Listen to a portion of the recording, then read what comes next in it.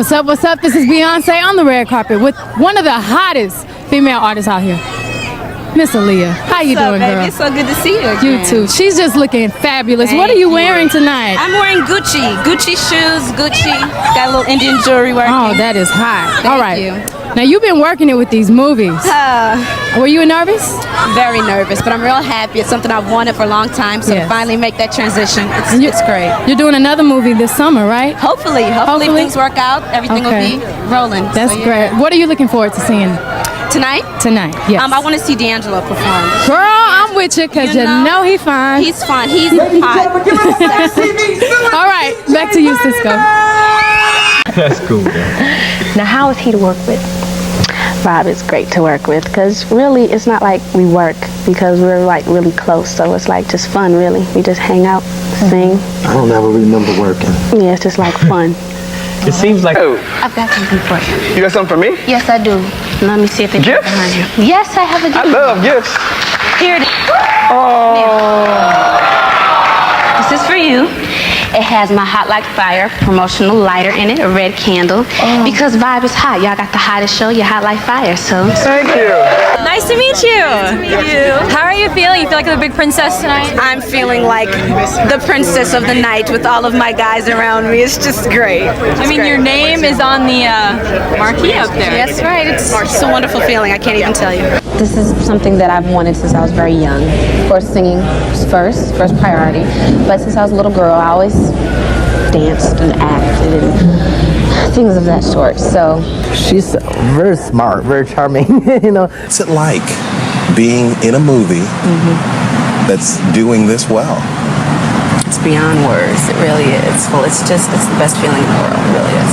But you're not a person that's been in 1,000 movies. Not at all. You've been in one. And the words that they're saying from the tippy top of the mountains, impressive debut. What's that like? It's amazing. It really is. When I went to shoot the film, I was very nervous. I kept telling myself, this is it. This is what you've wanted. This is the real deal. Now you gotta do your thing. You gotta put all of you in this, and hopefully they'll like you. And for people to say it's impressive and you're so natural, it's the best feeling in the world. I feel like all the hard work, it paid off. Think of us as a bitches when you intimidated. Put it that way. I think People look at a woman if she's an aggressive woman who's out to get what she wants to get, you know what I'm saying, ambitious, and they want to say, when a male is assertive and gets what he wants, he's looked at as a strong male, but yet when I get it, I'm a bitch. Exactly. And if that's what I gotta be to get what I want and to make it somewhere, then I'll just beat it. Lamb Squad, Eric, and Derek. They're my dream team. Eric Farrell is my makeup artist. Oh, my pores. It's like all in my pores. I never have to worry with Eric. I close my eyes, open them, and he makes me beautiful. Eric Foreman does my hair. Keeps it healthy, keeps it gorgeous. The gorgeous is all in gorgeous. What's our favorite toy? He's so much fun. It's just when you dress him up and... We have these little play mics that he bought from his toy store, and we take them everywhere with us.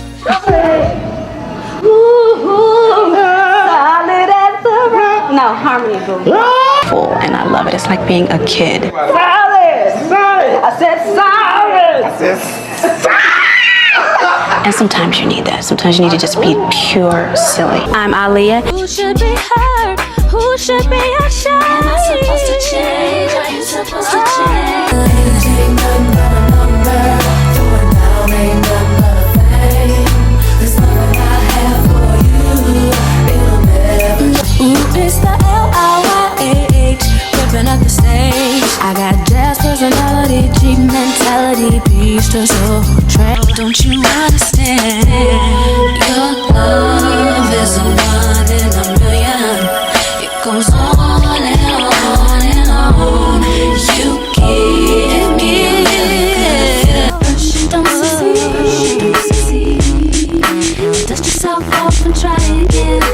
You can dust it off and try again, try again. Self-titled, and I wanted to self-title this album because I feel that when my fans hear it, they'll get a sense of who I am. Matrix. That's all I can say because it's so top secret. Not only do you have your self-titled album coming out, it's coming out in May. June.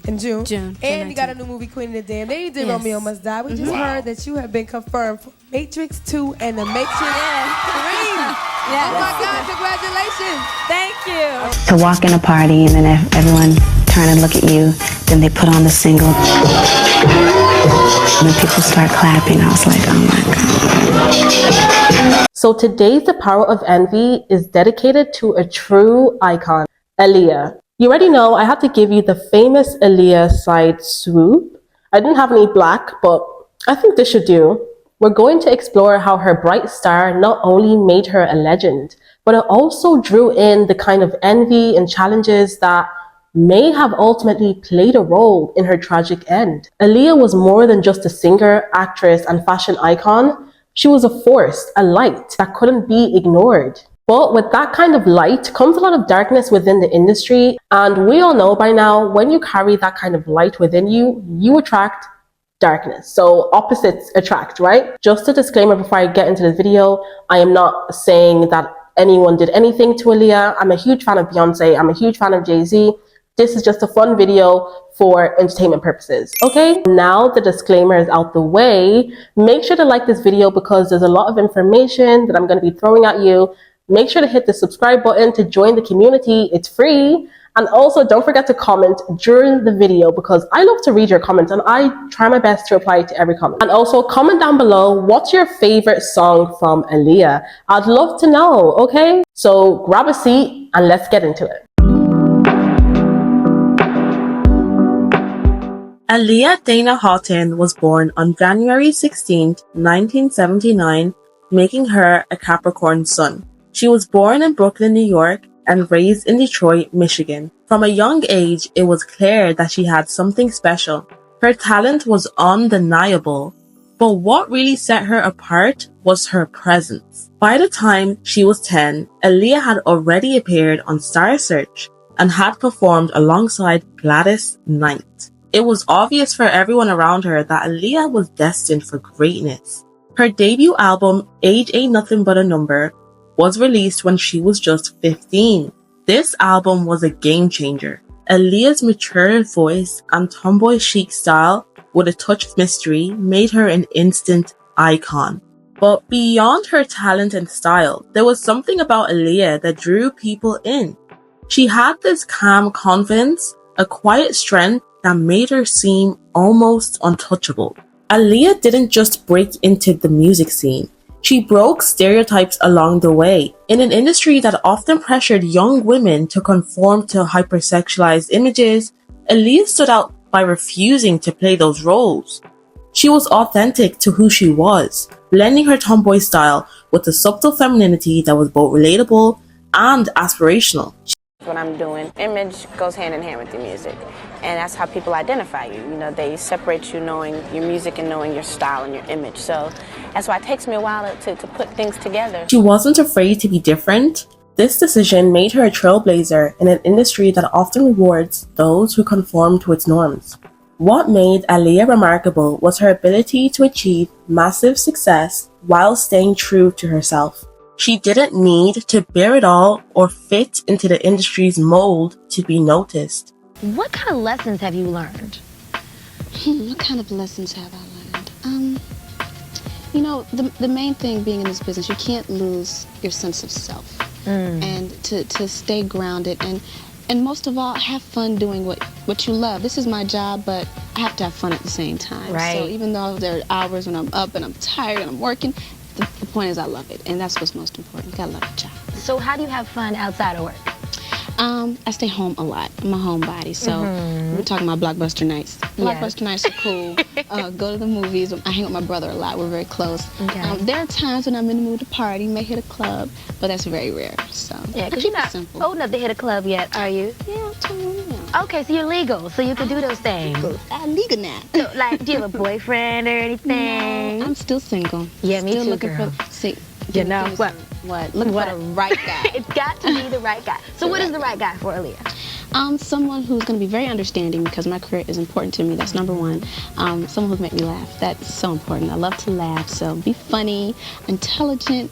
Know what he wants out of life. Yeah. Simple things. Her talent, style, and authenticity spoke for themselves. This quiet, inner confidence and refusal to compromise on her values set her apart and made her a target of envy. Many in the industry were jealous of her ability to succeed without selling out, proving that true power comes from within and not from conforming to others' expectations. That's one of the first songs we did for the album. I love it so much because if you listen to it, this is how I listen to this, how I take the song. If you listen to it, it tells 3 different stories. And it's just really about people come up to you with a whole lot of smack and a lot of weak rap. You know what I mean? It's like, I don't want to hear any of your loose rap. And in the first verse, it talks about whether it be a guy or a girl being a little bit jealous of you. And you're saying, you know what, I know you talk smack behind my back, but I don't care because you're just speaking loose rap. Leah's here. You want her up there? Yeah, we're just centering up the bench. Second verse is more about a guy coming to me kicking game, trying to be my guy, and I'm like, your game is a little weak, but I might give you a chance even though you're kicking loose rap. And then the third verse, it speaks about my crew, Tim and everybody, all of us, and the music we make and our creativity, and people being a little bit jealous of that and really not, trying not to feel it, but it's okay, because you know what? Everything you say is loose rap. So it tells 3 different stories.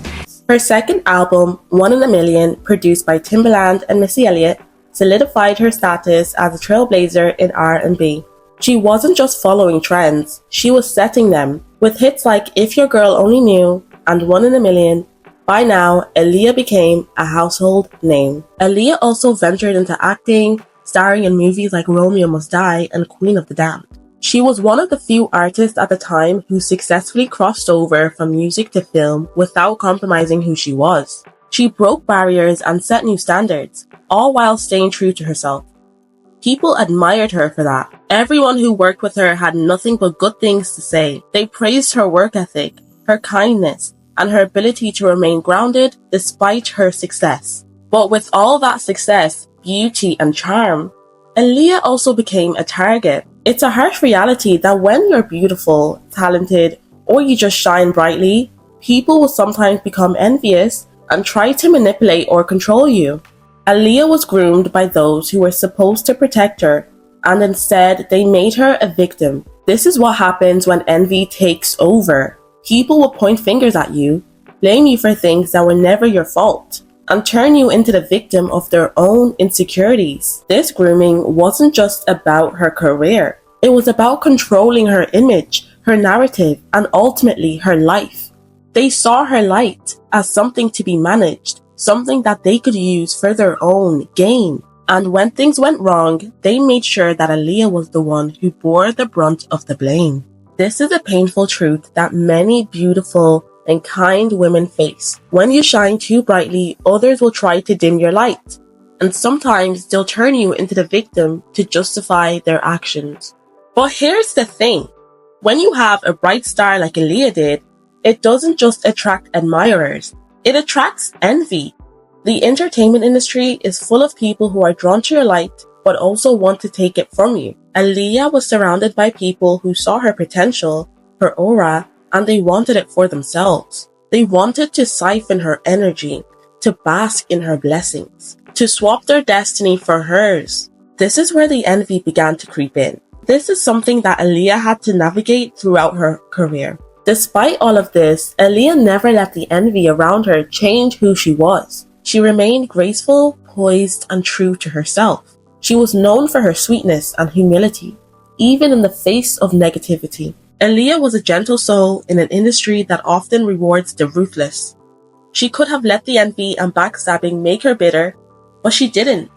She stayed focused on her craft and being the best version of herself. Would she be today? It's where the world would be today. Right. The trajectory of the world would have been a lot different had she been on this planet, because she was an opinion leader.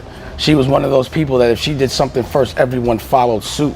So yeah, she was just building herself as a brand, So again, the trajectory of the world would have been a lot different because she was a very forward thinker. But the envy wasn't just about her success. It was about her energy. Aaliyah had a light that drew people in. And some of those people wanted to take that light for themselves, not to support her, but to absorb her blessings. This kind of envy is deeper, more insidious, because it's not just about wanting what someone has, it's about wanting to be them, to live their life, to have their destiny. So I'm not sure if all of you know, but All of us are born with a star. And some people's stars shine brighter than others, and then some people have a very dim, dark star. The thing is, the people that have a dark, dim star that doesn't shine brightly, they're the ones that can spot the ones with a bright star the quickest. They spot us from a mile away. They see your star, and then they want to take it for themselves. Be careful who you allow around you. Be careful whose food you eat, because this stuff is real. It's called spiritual theft, spiritual hijacking. It's something that I can relate to personally. Recently, I found out that I have a bright star too. It's something that a friend of mine went to a seer, and what they learned was eye-opening. And if you don't know what a seer is like a witch doctor. So this friend who I thought was close to me actually consulted a seer to see if they could somehow swap their destiny with mine, to take my star for themselves. It was at this moment that made me realize just how powerful envy can be, and how some people would just go to great lengths to try and take what you have. It's not just about wanting what you have, it's about wanting to be you, to live in your life and to have your blessings. This experience made me think a lot about Aaliyah and the kind of envy that she has faced in her life. Some people are drawn to your light because they want to take it for themselves, to swap their destiny with yours, just like my friend tried to do. It's a reminder that having a bright star is both a gift and a responsibility. You have to protect your energy, stay true to your path, and be aware of the people around you. Not everyone who smiles at you has your best interests at heart. But just like Aaliyah, you have to keep shining no matter what. So let's go back to Aaliyah. Aaliyah was known to be a deeply spiritual person, and one thing that not everyone knows is she had a fear of flying.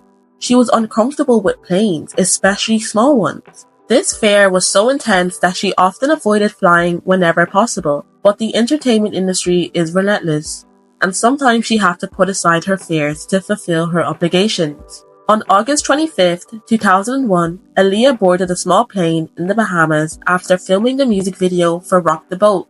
It's been said that she didn't want to get on that plane. She was reportedly uneasy, and some close to her have mentioned that she felt something wasn't right. Tragically, her fears were realized when the plane crashed shortly after takeoff, killing everyone on board. This is where the conspiracies come into play. Aaliyah's reluctance to board that plane, combined with her untimely death, has led many to believe that something more sinister was at work. That we had before she went there, she was like, I don't like that plane. And I was like, don't get on it. And she was just like, I got to do it. It was a complicated situation, but she had to go do that video. So, if I was there, I would have made sure that that jet that was supposed to be for her, with the G4, she would have been on that. I wouldn't have got on that plane. Some believe that the industry or certain people within it wanted to take her down because they were envious of her potential. They saw her as a threat, someone who was destined for greatness, and they couldn't stand to see her succeed. There is a belief that those individuals wanted to siphon Aaliyah's energy, to swap their destiny with hers. They wanted to be around her for her blessings, to take her from her light, rather than celebrate it. Whether these conspiracies hold any truth is something we may never fully know, but what's clear is that Aaliyah's death has left a void that can never be filled. Now, I just want to talk about why Aaliyah continues to resonate with many of us, including myself. There's something about her story, her energy, and her spirit that speaks to those of us who feel like we have a bright star too.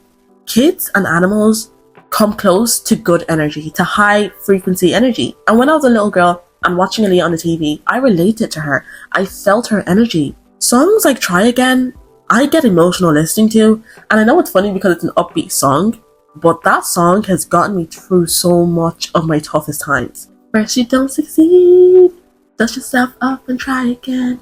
Aaliyah was more than just a celebrity. She was a symbol of grace, resilience, and quiet strength in a world that often tries to tear those things down. I think why a lot of us see ourselves in Aaliyah is because we see someone who was gentle, kind, and focused on her craft. Even as the world around her was filled with envy and negativity, Aaliyah wasn't about the drama or the spotlight. She was about staying true to herself. And that's something I deeply admire.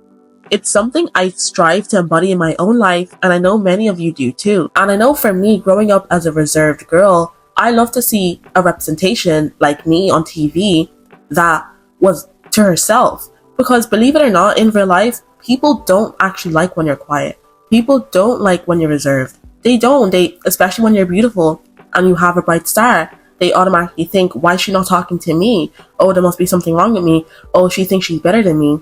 And a lot of times if they see you talking to someone else, maybe someone you're more comfortable with, they take it as an attack. I can be selective, so maybe you don't make me feel comfortable. You know what I mean? I'm just reserved. It's not that deep. Yeah, people pretend that they like calmness and they like poised people, but they don't. Especially women. They don't like other calm and collected women. They think you think you're better than them. So seeing someone like Aaliyah on TV made me feel seen. And it's not just about the music or the movies, it's about the way she carried herself. Aaliyah had this aura of calm confidence, of quiet power that made her stand out. She didn't need to shout to be heard. Her presence alone was enough. And that's a powerful lesson for all of us. It's a reminder that we don't need to change who we are to be successful or to make an impact. We just need to be ourselves. We let our light shine, and to protect our energy from those who might want to dim it. That's why Aaliyah's legacy continues to inspire us. She showed us that you can be both strong and sweet, that you can be both powerful and gentle. She taught us that true strength comes from staying true to who you are, no matter what the world throws at you. And in a world that can be so harsh, that's a message we all need to hear. Aaliyah's life, her death, and the conspiracies surrounding it all remind us of the power and responsibility of having a bright star. People might try to dim your light out of jealousy, but it's up to you to keep shining, to protect your energy and to leave a legacy that outlives the negativity. So that's it for the end of the video. Thank you so much for joining me today. I hope Aaliyah's story has inspired you to think about how you can protect and nurture your own star. I'm sorry for my voice. I'm having a bit of a sore throat from all the talking. I'm getting used to it. So stay empowered, stay true to yourself, keep shining, and until next time, this is Sapphire Love, teaching you how to play chess, not checkers. Take care!